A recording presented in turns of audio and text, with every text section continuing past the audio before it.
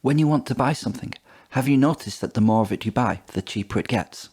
Why is that? If it costs $10 to produce something, it should cost $20 to produce twice as much, assuming they're already making it as cheaply as they can. It's because the price you pay for something comes from how much we value it, and the more of something we have, the less we value more. We're talking about diminishing marginal utility. But to know what diminishing marginal utility is, we have to know what marginal utility is. And to know that, we must first know what a utility is. Utility is usefulness, or we can think of it as happiness or satisfaction. How much utility do we get from a thing? Utility is not something we can actually measure.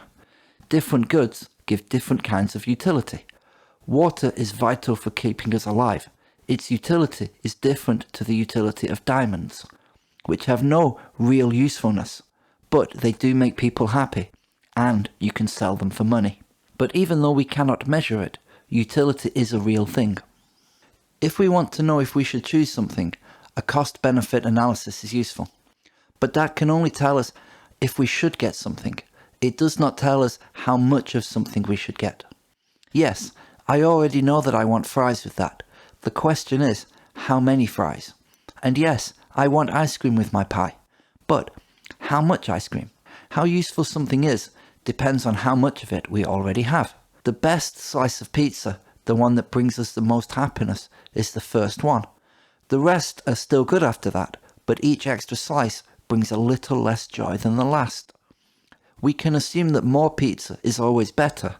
We can save it for the next day, we can share it with a friend, but the amount of happiness we get from each extra slice gets a little less each time. Marginal utility is the utility we get from each small increase in a good or service. Diminishing marginal utility is the decline in how much utility we get from each new increase in how much utility we have. We can see in this chart that the more slices of pizza you get, the less utility you get from each one. This is the utility diminishing. Maybe you don't like cold pizza, or don't have anything to heat it up in.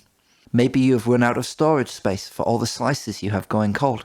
The utility will then plateau. Or maybe you decide to eat each slice, and after a while you start to feel sick and full. Then the utility will go down with each new slice. Diminishing marginal utility even affects money. A gift of $100 is more useful for someone who has nothing than it would be to Jeff Bezos. So then, why does the cost for more soda go down the more you buy?